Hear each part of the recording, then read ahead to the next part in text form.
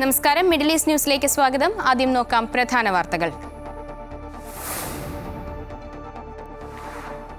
വഖഫ് നിയമ ഭേദഗതി ബില്ലിൽ അടുത്തയാഴ്ച രാഷ്ട്രപതി ഒപ്പുവെക്കും. കൂടുതൽ പ്രതിപക്ഷ പാർട്ടികൾ കോടതിയിലേക്ക്. കേന്ദ്രമന്ത്രി കിരൺ റിജിജു ബുധനാഴ്ച മുനമ്പത്ത്. സർക്കാർ കഴിഞ്ഞാൽ കത്തോലിക്ക സഭയ്ക്കാണ് ഏറ്റവും ഭൂമിയുള്ളതെന്ന ലേഖനം പിൻവലിച്ച RSS മുഖപത്രം. വഖഫ് ബില്ലിനെ ക്രൈസ്തവ സഭകൾ പിന്തുണച്ചതിനെ വിമർശിച്ച രാഷ്ട്രീയ നേതൃത്വങ്ങൾക്ക് മറുപടിയുമായി തലശ്ശേരി അതിരൂപത ആർച്ച് ബിഷപ്പ്. ഏതെങ്കിലും പാർട്ടിക്ക് തീരെഴുതി കൊടുത്തവരല്ല ക്രൈസ്തവരെന്നും മാർ ജോസഫ് പാംപ്ലാനി.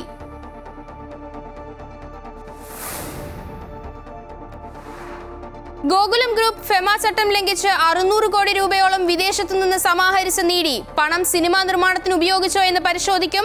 ചെന്നൈയിലെ ഓഫീസിൽ അനധികൃതമായി സൂക്ഷിച്ച 1.5 കോടി രൂപ പിടിച്ചെടുത്തു. ഗോകുലം ഗോപാലനെ വീണ്ടും ചോദ്യം ചെയ്തേക്കും. പ്രതിഫല തുകയിൽ നടൻ പൃഥ്വിരാജിനോട് വ്യക്തത തേടി ആദായ നികുതി വകുപ്പ്. നോട്ടീസ് നൽകിയത് കഴിഞ്ഞ മാസം.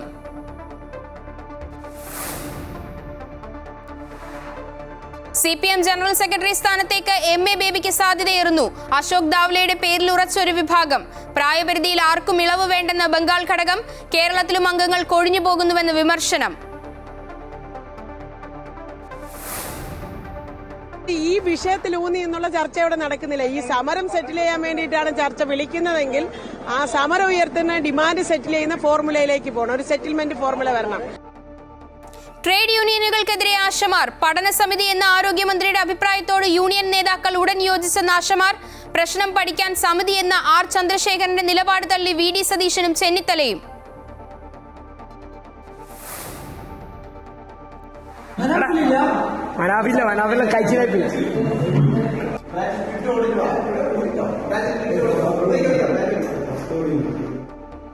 കൊച്ചിയിൽ സ്വകാര്യ മാർക്കറ്റിംഗ് കമ്പനിയിൽ ടാർഗറ്റ് പൂർത്തിയാക്കാത്ത ജോലിക്കാർക്ക് കൊടിയ ചൂഷണമെന്ന ആരോപണം. കഴുത്തിൽ ബെൽറ്റിട്ട് നായ്ക്കളെ പോലെ നടക്കുന്ന ഞെട്ടിക്കുന്ന ദൃശ്യങ്ങൾ പുറത്ത്. അന്വേഷണം ആരംഭിച്ച് പോലീസും തൊഴിൽ വകുപ്പും. സ്ഥാപനത്തിനെതിരെ തെറ്റായ പ്രചരണമെന്ന് പാലാരിവട്ടത്തെ ഹിന്ദുസ്ഥാൻ പവർ ലിങ്ക്സ് ജീവനക്കാർ.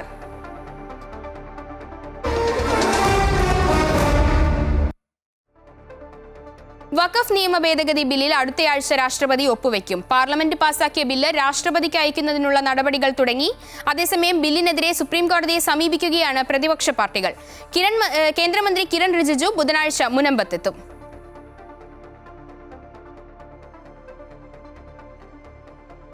കാതോലിക്ക സഭ കൈവശം വെച്ചിരിക്കുന്ന ഭൂസ്വത്തുക്കളുടെ കണക്കുകൾ ചൂണ്ടിക്കാട്ടിയ ഓർഗനൈസറിലെ ലേഖനം വിവാദമാക്കി കോൺഗ്രസും CPM-ഉം. വഖഫ് ഭേദഗതി ബിൽ പാസാക്കിയ ശേഷം മുസ്ലിങ്ങൾക്ക് പിന്നാലെ ക്രൈസ്തവരെയാണ് BJP ലക്ഷ്യമിടുന്നതെന്ന ആരോപണം ശക്തമാക്കി രാഹുൽ ഗാന്ധി. ലേഖനം പിൻവലിച്ചെങ്കിലും കേരളത്തിലും ഭരണപ്രതിപക്ഷ വിവാദം ഏറ്റെടുത്തിരിക്കുകയാണ്. ന്യൂനപക്ഷങ്ങളെ ലക്ഷ്യമിടുന്ന RSSന്റെ ബൃഹത് പദ്ധതിയുടെ ഭാഗമായാണ് ലേഖനമെന്ന് മുഖ്യമന്ത്രി പിണറായി വിജയൻ പ്രസ്താവനയിറക്കി. ഇന്ത്യയിൽ കത്തോലിക്ക സഭയ്ക്ക് എത്രത്തോളം ഭൂസ്വത്തുക്കളാണുള്ളതെന്ന് കണക്കുകൾ ചൂണ്ടിക്കാട്ടിയാണ് RSS മുഖപത്രമായ ഓർഗനൈസർ ലേഖനം എഴുതിയത്.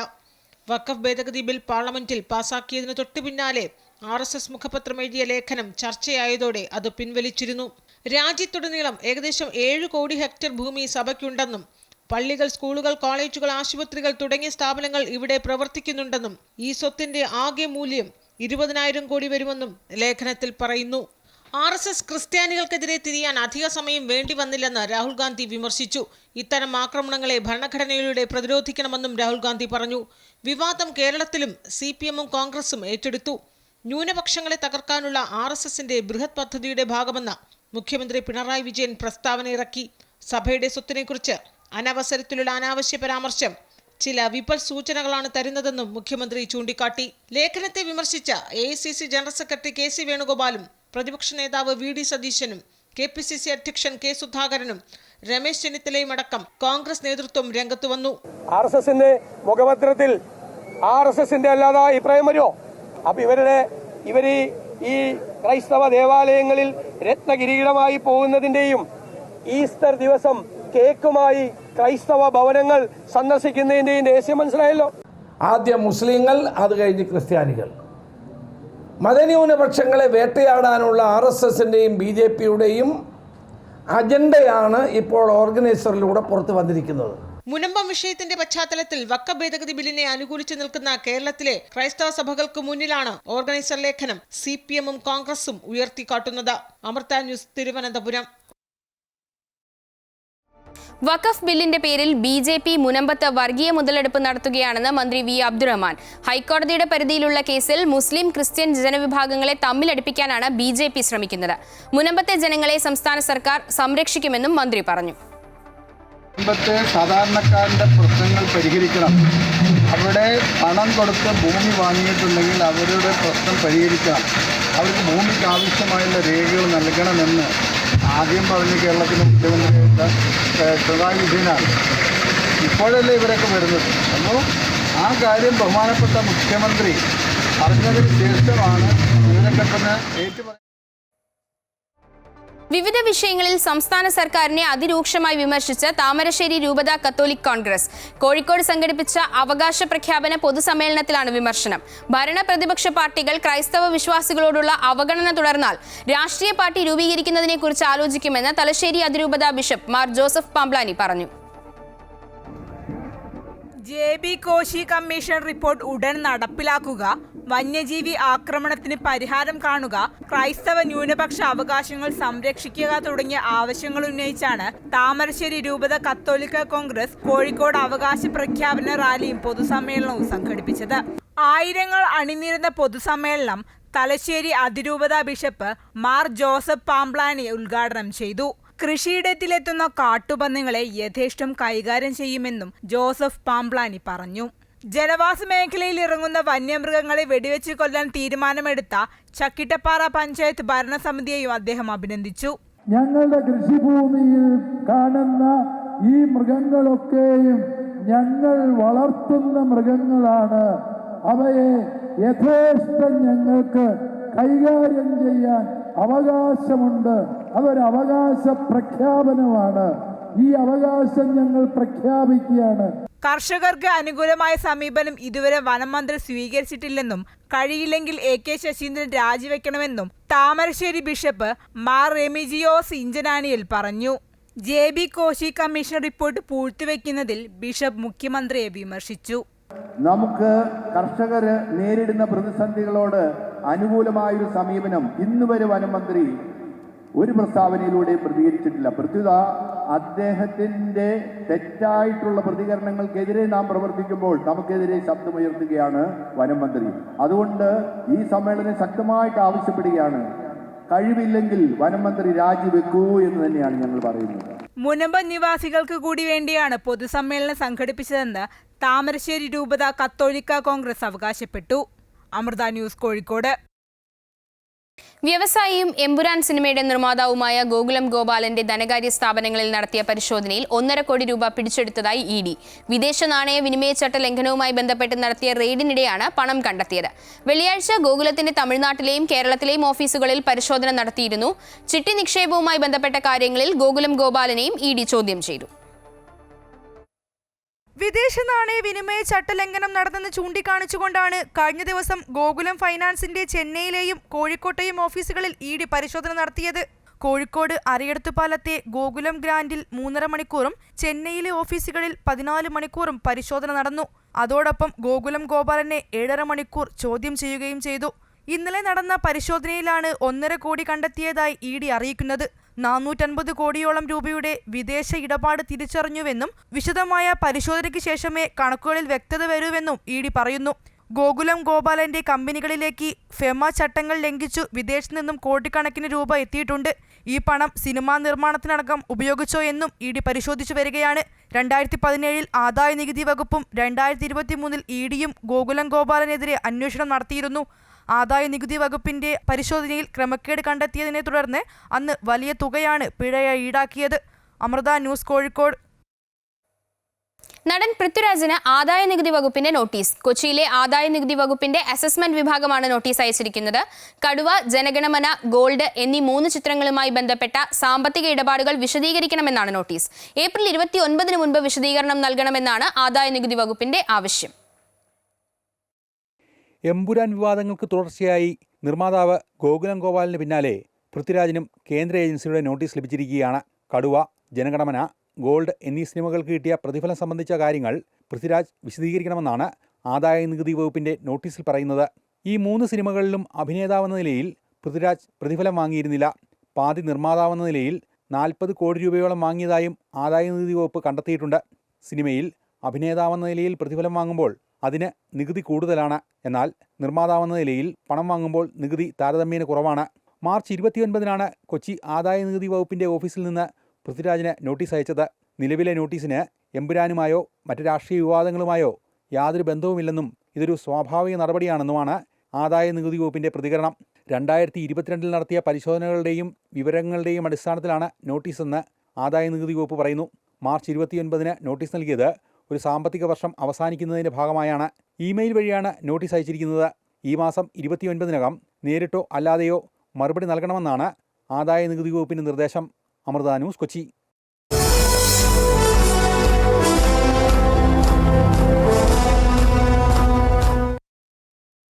മധുരയിൽ തുടരുന്ന CPM 24ാം പാർട്ടി കോൺഗ്രസ് നാളെ അവസാനിക്കും. സംഘടനാ റിപ്പോർട്ടിന്മേലുള്ള പൊതുചർച്ച രാത്രിയോടെ പൂർത്തിയായി.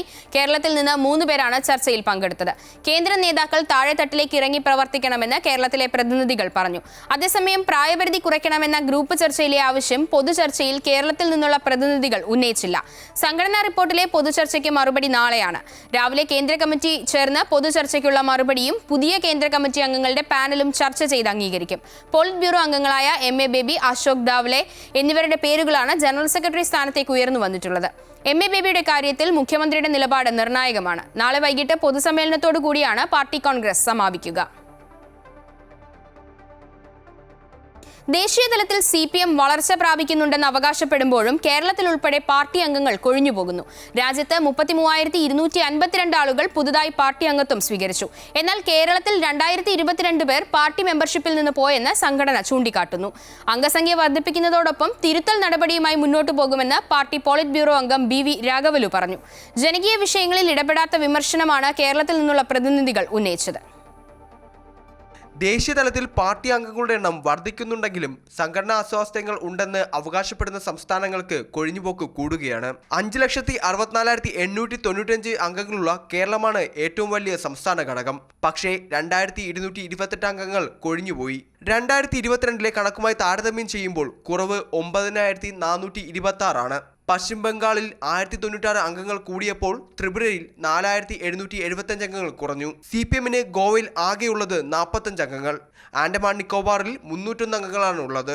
The report recognizes during the last 3 years our party membership increased. Those figures were given in the report. About 33,000 members were newly added to the party during this period. And the composition of the party membership also favorably changed. Women percentage increased in the party. Points will be summarized and a plan of action will be prepared by the party congress. We'll carry forward and we will overcome the weaknesses and strengthen our organization, and we'll expand our struggles and mass movements and campaigns in the coming period to fight the neoliberal policies. താഴെത്തട്ടിൽ പാർട്ടി അതീവ ദുർബലമെന്നും പല സംസ്ഥാനങ്ങളിലും party കമ്മിറ്റികൾ പോലും ഇല്ലാത്ത അവസ്ഥയുണ്ടെന്ന് കേരളത്തിൽ നിന്ന് സംഘടനാ ചർച്ചയിൽ പങ്കെടുത്ത PK ബിജു പറഞ്ഞു. മുൻകാലഘട്ടത്തിലെ പോലെ ഭൂപ്രശ്നങ്ങളിൽ പാർട്ടി ഇടപെടുന്നില്ല, ജനകീയ വിഷയങ്ങളും ഏറ്റെടുക്കുന്നില്ലെന്ന് ബിജു കൂട്ടിച്ചേർത്തു. സാങ്കേതിക വിദ്യയുടെ വികസനം പാർട്ടിയുടെ വളർച്ചയ്ക്ക് ഉപയോഗപ്പെടുത്തണമെന്ന് മുഹമ്മദ് റിയാസ് പറഞ്ഞു. ശക്തി കുറഞ്ഞ സംസ്ഥാനങ്ങൾക്ക് പ്രത്യേക ശ്രദ്ധ നൽകണമെന്നും സംഘടനാ പ്രവർത്തനത്തിന് ഫുൾ ടൈമർമാരെ നിയോഗിക്കണമെന്നും റിയാസ് ചൂണ്ടിക്കാട്ടി. അമൃത ന്യൂസ്, മധുര. ആശാവർക്കർമാരുടെ സമരത്തിൽ INTUC നിലപാടിനെ കോൺഗ്രസ് നേതൃത്വം തള്ളിപ്പറഞ്ഞതോടെ KPCC ആസ്ഥാനത്ത് നേരിട്ടെത്തി വിശദീകരണം നൽകി R ചന്ദ്രശേഖർ. പാർട്ടി നയത്തിനെതിരല്ല INTUC എന്ന് വിശദീകരിച്ചു. സർക്കാർ വിളിച്ച ചർച്ച പരാജയപ്പെടാൻ കാരണം INTUCയുടെ നിലപാടാണെന്ന് ആശാവർക്കർമാർ ആരോപിച്ചിരുന്നു. ആശാവർക്കർമാരുടെ സമരം അനിശ്ചിതമായി തുടരുന്ന സാഹചര്യത്തിൽ സർക്കാർ വിളിച്ച ചർച്ച പോലും പരാജയപ്പെടാൻ കാരണം ട്രേഡ് യൂണിയനുകളാണ് എന്ന വിമർശനമാണ് സമരക്കാർ ഉയർത്തിയത്. പ്രധാനമായും പ്രതിക്കൂട്ടിലായത് INTUC നേതാവ് R ചന്ദ്രശേഖറായിരുന്നു. സമരക്കാരുടെ ആവശ്യങ്ങൾ പഠിക്കാൻ ഒരു സമിതി വെക്കണമെന്ന നിർദ്ദേശം INTUC ചർച്ചയിൽ വെച്ചതോടെയാണ് പ്രശ്നം പരിഹരിക്കാനാകാതെ പിരിഞ്ഞതെന്ന് ആശാവർക്കർമാർ ആരോപിച്ചിരുന്നു. സമരത്തിന്റെ തുടക്കം മുതലേ കോൺഗ്രസ് നേതാക്കൾ പിന്തുണയുമായി സെക്രട്ടേറിയറ്റ് നടയിലും നിയമസഭയ്ക്കകത്തും പുറത്തും രംഗത്തുണ്ട്. എന്നാൽ INTUC സമരത്തോട് മുഖം തിരിച്ചു നിന്നത് സർക്കാർ വരെ പ്രതിപക്ഷത്തിനെതിരെ ആയുധമാക്കിയിരുന്നു. ഈ ഘട്ടത്തിൽ ചർച്ച പരാജയപ്പെടാൻ INTUCയുടെ നിലപാട് കാരണമായതോടെ കോൺഗ്രസ് നേതൃത്വം വിമർശനം പരസ്യമാക്കുകയും ചെയ്തു. ചെയ്തു. ആശാസമരത്തിലെ കമ്മീഷൻ വെച്ച് അവസാനിപ്പിക്കണം എന്നുള്ള നിലപാട് ഞങ്ങൾക്കില്ല. കോൺഗ്രസ് ആയിട്ടോ UDF ആയിട്ടോ ബന്ധപ്പെട്ട് ആരെങ്കിലും പറഞ്ഞിട്ടുണ്ടെങ്കിൽ അത് പാർട്ടി ഗൗരവമായിട്ട് പരിശോധിക്കും. 51 ദിവസം സമരം ചെയ്തിട്ട് ഇനി കമ്മീഷനെ വെച്ച് 4 മാസം കാത്തിരിക്കുക എന്ന് പറയുന്നത് അത് കബളിപ്പിക്കലാണ്. അതിന് നടപടിയാണ് ഉണ്ടാകേണ്ടത്. അതുകൊണ്ട് INTUC പ്രസിഡന്റ് ചന്ദ്രശേഖരൻ എടുത്ത നിലപാടിനോട് ഒരു കാരണവശാലും ഞങ്ങൾക്കാർക്കും യോജിപ്പില്ല. നേതാക്കൾ തിരിഞ്ഞതോടെയാണ് ആർ ചന്ദ്രശേഖർ KPCC ആസ്ഥാനത്ത് നേരിട്ടെത്തി വിശദീകരണം നൽകിയത്. പാർട്ടി നിലപാട് തന്നെയാണ് INTUCയുടേതെന്നും ചർച്ചയിൽ സമിതി എന്നൊരു നിർദ്ദേശം താൻ മുന്നോട്ട് വച്ചിരുന്നില്ല എന്നും ആർ ചന്ദ്രശേഖർ വിശദീകരിച്ചു. ചന്ദ്രശേഖറിനെതിരെ നടപടിയുണ്ടാകുമെന്ന സൂചനകൾ പുറത്തുവന്നതോടെയാണ് നേരിട്ടെത്തി വിശദീകരണം നൽകിയത്. അമൃത ന്യൂസ്, തിരുവനന്തപുരം. ലോകമെമ്പാടുമുള്ള രാജ്യങ്ങളിൽ നിന്നുള്ള ഉൽപ്പന്നങ്ങൾക്ക് American president Donald Trump customs തീരുവ ബാധകമാക്കിയതിന് പിന്നാലെ സൗദി ഉൽപ്പന്നങ്ങൾക്കും അമേരിക്കയിൽ 10% ഇറക്കുമതി തീരുവ. മറ്റു ഗൾഫ് രാജ്യങ്ങൾക്കും തീരുവയുണ്ട്. അമേരിക്കൻ ഉൽപ്പന്നങ്ങൾക്ക് ചുമത്തിയ തീരുവകൾക്ക് എതിർ തീരുവയാണ് ബാധകമാകുന്നതെന്ന് ട്രംപ് വിശേഷിപ്പിച്ചു. സിറിയയ്ക്ക് 41%, ഇറാഖിന് 39% തീരുവ പ്രഖ്യാപിച്ചപ്പോൾ Saudi Arabia, Egypt, UAE, Qatar, Kuwait, Morocco, മറ്റ് അറബ് രാജ്യങ്ങൾ എന്നിവിടങ്ങളിൽ നിന്ന് ഇറക്കുമതി ചെയ്യുന്ന ഉൽപ്പന്നങ്ങൾക്ക് 10% തീരുവയാണ് ബാധകമാക്കിയിരിക്കുന്നത്. ഇത് ആഗോളതലത്തിൽ ട്രംപ് ചുമത്തിയ ഏറ്റവും കുറഞ്ഞ കസ്റ്റംസ് നിരക്കാണ്. സൗദി അറേബ്യയിൽ സിനിമാ വ്യവസായം നല്ല നിലയിൽ വളർച്ച കൈവരിക്കുന്നതായി റിപ്പോർട്ട്. 3 മാസത്തിനുള്ളിൽ രാജ്യത്തെ സിനിമാ വരുമാനം 127 ദശലക്ഷം റിയാലിലെത്തി. 2024 അപേക്ഷിച്ച് രാജ്യത്തെ സിനിമാ രംഗത്തെ വരുമാനം മെച്ചപ്പെടുന്നതായാണ് വിലയിരുത്തുന്നത്. സൗദി കിഴക്കൻ പ്രവിശ്യയിൽ സിനിമാ ആവശ്യകതയിൽ ഗണ്യമായ വർധനയുണ്ടായി. ഈ പ്രദേശം ഒരു പ്രധാന വിനോദസഞ്ചാര കേന്ദ്രമാണെന്നും അതിനാൽ മാളുകൾ, മാർക്കറ്റുകൾ തുടങ്ങിയ പ്രധാന വാണിജ്യ പദ്ധതികളിൽ സിനിമാശാലകൾ ഉൾപ്പെടുത്തിയിട്ടുണ്ടെന്നും ബന്ധപ്പെട്ടവർ പറഞ്ഞു. കുവൈറ്റിൽ ഹല ഷോപ്പിംഗ് ഫെസ്റ്റിവലിനോടനുബന്ധിച്ച് പ്രഖ്യാപിച്ച പ്രതിവാര സമാന പദ്ധതിയുടെ 9-10 നറുക്കെടുപ്പ് നടന്നു. വാണിജ്യമന്ത്രി ഖലീഫ അൽ അജീലിനോടൊപ്പം ഫെസ്റ്റിവൽ ഹാളിൽ നേരിട്ടെത്തിയാണ് ആക്ടിംഗ് പ്രധാനമന്ത്രി ഷെയ്ഖ് ഫഹദ് അൽ യൂസഫ് 2 നറുക്കെടുപ്പുകൾക്കും മേൽനോട്ടം വഹിച്ചത്. സാങ്കേതിക കാരണങ്ങളാൽ കഴിഞ്ഞ മാസം അവസാന ആഴ്ചകളിൽ നടത്തേണ്ടിയിരുന്ന 9ാമത്തെയും 10ാമത്തെയും നറുക്കെടുപ്പുകൾ ഇന്നത്തേക്ക് മാറ്റിവെച്ചിരുന്നു. രാജ്യത്തെ വിവിധ ഷോപ്പിംഗ് മാളുകളിൽ നിന്നും ഷോപ്പിംഗ് സെന്ററുകളിൽ നിന്നുമായി ശേഖരിച്ച 350-ലേറെ ബോക്സുകളിൽ നിന്നുള്ള കൂപ്പണുകൾ ഉൾപ്പെടുത്തിയാണ് നറുക്കെടുപ്പ് നടത്തിയത്. ഇതിനു മുൻപ് നടന്ന നറുക്കെടുപ്പിൽ തിരിമറി നടന്നതായി വിവാദങ്ങൾ ഉയർന്നിരുന്ന സാഹചര്യത്തിലാണ് മന്ത്രിമാർ നേരിട്ടെത്തി നറുക്കെടുപ്പിന് മേൽനോട്ടം വഹിച്ചത്. കുവൈറ്റിൽ കഴിഞ്ഞ 3 മാസത്തിനുള്ളിൽ രാജ്യം വിടാനൊരുങ്ങിയ ഏകദേശം 7000-ഓളം പേർക്ക് യാത്രാവിലക്ക്. കെട്ടിട വാടക, ജലവൈദ്യുതി ബിൽ, ഫോൺ ബിൽ തുടങ്ങിയവയിൽ സമയപരിധി കഴിഞ്ഞിട്ടും പണമടയ്ക്കാത്തവർക്കാണ് യാത്രാവിലക്ക് ഏർപ്പെടുത്തിയത്. എന്നാൽ അടയ്ക്കാനുള്ള തുക അടച്ചു തീർത്താൽ ഇവർക്കെതിരായ കേസ് പിൻവലിക്കുന്നതോടൊപ്പം യാത്രാ നിരോധനവും നീങ്ങും. കഴിഞ്ഞ വർഷം ഇത്തരത്തിലുള്ള 43,290 യാത്രാവിലക്ക് ഏർപ്പെടുത്തിയിരുന്നതാണ്. കൊച്ചിയിൽ കൊടിയ പീഡനം നേരിട്ട തൊഴിലാളികൾ. ടാർഗറ്റ് എത്താത്തതിന്റെ പേരിൽ പട്ടിയെപ്പോലെ കഴുത്തിൽ ബെൽറ്റിട്ട് നടത്തിക്കുകയും വെള്ളം നക്കി കുടിപ്പിക്കുകയും ചെയ്യുന്ന വീഡിയോ ദൃശ്യങ്ങൾ പുറത്ത്. കൊച്ചിയിലെ ഹിന്ദുസ്ഥാൻ പവർ ലിങ്ക്സ് എന്ന സ്ഥാപനത്തിലെ തൊഴിലാളികളാണ് പീഡനം നേരിട്ടതെന്നാണ് പുറത്തുവരുന്ന വിവരം. പീഡന വിവരം പുറത്തു വന്നതോടെ സ്വമേധയാ കേസെടുത്തിരിക്കുകയാണ് യുവജന കമ്മീഷൻ. ജീവിത സാഹചര്യങ്ങൾ കൊണ്ട് കോർപ്പറേറ്റ് സ്ഥാപനങ്ങളിലേക്ക് തൊഴിൽ തേടിയെത്തിയവരിൽ പലരുമാണ് ഇത്തരത്തിൽ പൈശാചികമായ രീതിയിൽ പീഡനങ്ങൾക്കിരയായത്.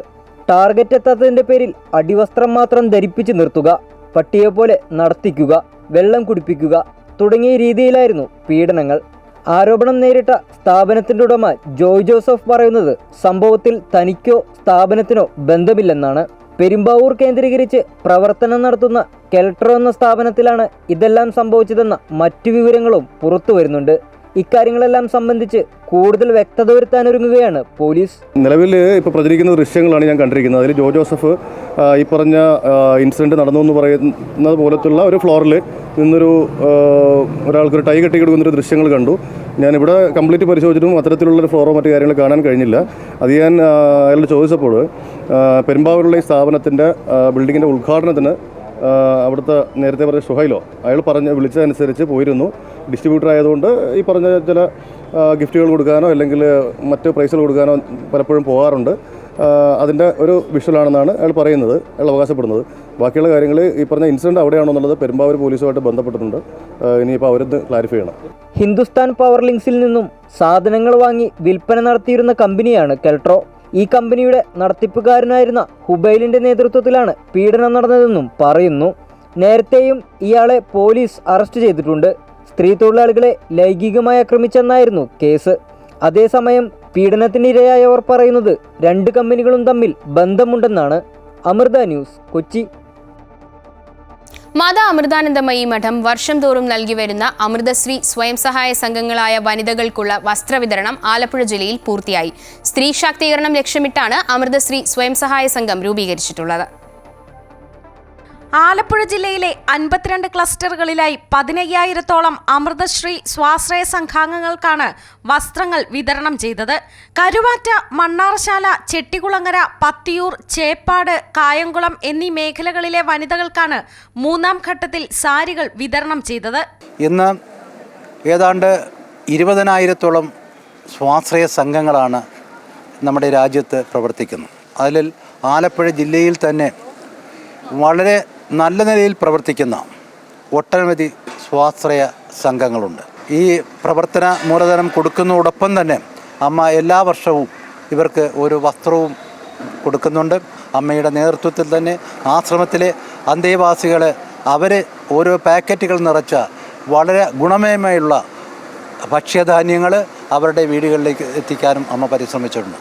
വരും ദിവസങ്ങളിൽ കന്യാകുമാരി മുതൽ കാസർഗോഡ് വരെയുള്ള എല്ലാ അമൃതശ്രീ സ്വയം സഹായ സംഘങ്ങൾക്കും സൗജന്യ വസ്ത്രവിതരണം നടത്തും. മാതാ അമൃതാനന്ദമയി മഠത്തിന്റെ സ്ത്രീ ശാക്തീകരണ പദ്ധതിയായ അമൃതശ്രീയിൽ 15,000-ലേറെ സംഘങ്ങളും 2.5 ലക്ഷത്തിലധികം അംഗങ്ങളുമുണ്ട്. എല്ലാ സംഘങ്ങൾക്കും പ്രവർത്തന മൂലധനവും വസ്ത്രവും വർഷം തോറും മഠം നൽകി വരുന്നു. ആലപ്പുഴ ജില്ലയിലെ പ്രവർത്തനങ്ങൾക്ക് അമൃതശ്രീ കോർഡിനേറ്റർ പുഷ്പരാജൻ, ബ്രഹ്മചാരിണിമാരായ ആർഷാമൃത ചൈതന്യ, ആദ്യാമൃത ചൈതന്യ, അനഘാമൃത ചൈതന്യ, വരേണ്യ, ജ്യോതി, ധർമ്മജ എന്നിവർ നേതൃത്വം നൽകി. അമൃത ന്യൂസ്, ആലപ്പുഴ. മലപ്പുറത്തെ ചൊല്ലിയുള്ള SNDP ജനറൽ സെക്രട്ടറി വെള്ളാപ്പള്ളി നടേശന്റെ പ്രസ്താവനയിൽ വിവാദം കൊഴുക്കുന്നു. മലപ്പുറം പ്രത്യേക രാജ്യം പോലെയാണെന്നും സ്വതന്ത്രമായ അഭിപ്രായം പറയാനാകില്ലെന്നും സംഘടിത വിഭാഗം എല്ലാം നേടിയെടുക്കുകയാണെന്നും വെള്ളാപ്പള്ളി പറഞ്ഞു. വെള്ളാപ്പള്ളിയുടെ പ്രസ്താവനയ്ക്കെതിരെ മലപ്പുറത്ത് വിവിധ സംഘടനകൾ പ്രതിഷേധിച്ചു. കഴിഞ്ഞ ദിവസം നിലമ്പൂർ ചുങ്കത്തറയിൽ നടന്ന ശ്രീനാരായണ കൺവെൻഷൻ ഉദ്ഘാടനം ചെയ്ത് വെള്ളാപ്പള്ളി നടത്തിയ പ്രസംഗമാണ് വിവാദമായത്. സ്വാതന്ത്ര്യം ലഭിച്ച് വർഷങ്ങൾ പിന്നിട്ടിട്ടും മലപ്പുറത്ത് പിന്നോക്ക വിഭാഗക്കാർക്ക് ഒന്നും ലഭിക്കുന്നില്ലെന്നും ഒരു പ്രത്യേക രാജ്യത്ത് കഴിയുന്നത് പോലെയാണ് പിന്നോക്കക്കാരുടെ ജീവിതമെന്നുമാണ് വെള്ളാപ്പള്ളി പറഞ്ഞത്. ഇന്ത്യക്ക് സ്വാതന്ത്ര്യം കിട്ടി ഇത്ര നാളായിട്ട് പോലും സ്വാതന്ത്ര്യത്തിൻ്റെ ഗുണഫലങ്ങളുടെ ഒരംശം പോലും ഈ പിന്നോക്ക വിഭാഗങ്ങൾക്ക് മലപ്പുറത്ത് ലഭിച്ചിട്ടുണ്ടോ? മഞ്ചേരി ഉള്ളതുകൊണ്ട്, അദ്ദേഹത്തിൻ്റെ സ്ഥാപനം ഉള്ളതുകൊണ്ടും നിങ്ങൾക്ക് കുറച്ചു പേർക്കെല്ലാം വിദ്യാഭ്യാസം ലഭിക്കാനുള്ള അവസരം ലഭിക്കും. പ്രസംഗം വിവാദമായതോടെ വിവിധ സംഘടനകൾ പ്രതിഷേധവുമായി രംഗത്തെത്തി. യൂത്ത് ലീഗ് പ്രവർത്തകർ മലപ്പുറത്തിന്റെ വിവിധ ഭാഗങ്ങളിൽ പ്രതിഷേധ പ്രകടനം നടത്തുകയും കോലം കത്തിക്കുകയും ചെയ്തു.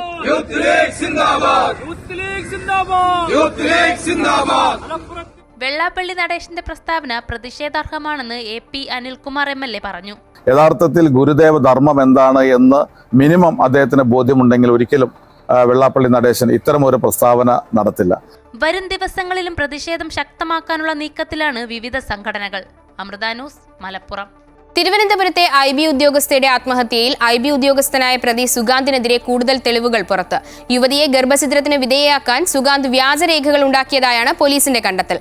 വിവാഹത്തിന് സമ്മതമല്ല എന്ന് കാട്ടി സുഗാന്ത് യുവതിയുടെ അമ്മയ്ക്ക് അയച്ച സന്ദേശവും പോലീസിന് ലഭിച്ചു. തിരുവനന്തപുരം പേട്ടയിൽ IB ഉദ്യോഗസ്ഥയായ യുവതി ട്രെയിനു മുന്നിൽ ചാടി ആത്മഹത്യ ചെയ്ത സംഭവത്തിലാണ് കാമുകൻ നിലമ്പൂർ സ്വദേശി സുഗാന്തിനെതിരെ പോലീസിന് കൂടുതൽ തെളിവുകൾ ലഭിച്ചിരിക്കുന്നത്. യുവതിയെ ഗർഭഛിദ്രത്തിന് വിധേയമാക്കാൻ സുഗാന്ത് ഇരുവരും വിവാഹിതരാണെന്ന് കാണിക്കുന്ന വ്യാജരേഖയുണ്ടാക്കി. വ്യാജ ക്ഷണക്കത്തുൾപ്പെടെ ഉദ്യോഗസ്ഥയുടെ ബാഗിൽ നിന്നും പോലീസിന് ലഭിച്ചു.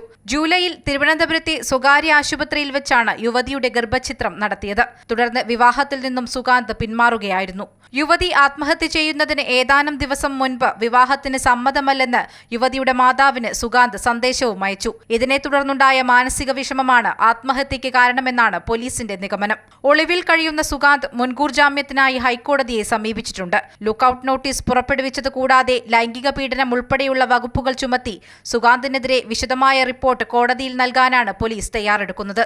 അമൃത ന്യൂസ്, തിരുവനന്തപുരം.